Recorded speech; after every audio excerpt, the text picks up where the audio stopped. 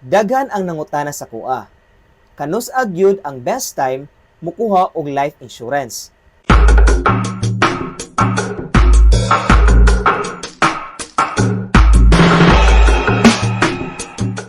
Well, ang tubag ana kay simple ra kaayo. Ang best time para mukuha og life insurance kay karon. Nganong karon? Kay samtang bata pa ta, mas barato ug masayon mukuha og insurance. Healthy pa ta, wala pay mga komplikasyon, mao nga mas ubos ang premiums.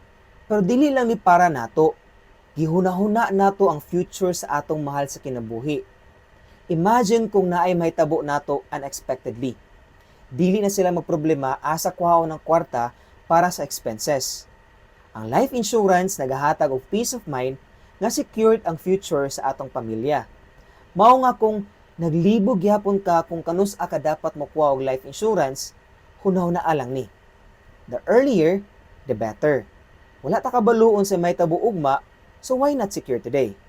Remember, it's not just about us, it's about the people we love. Follow for more.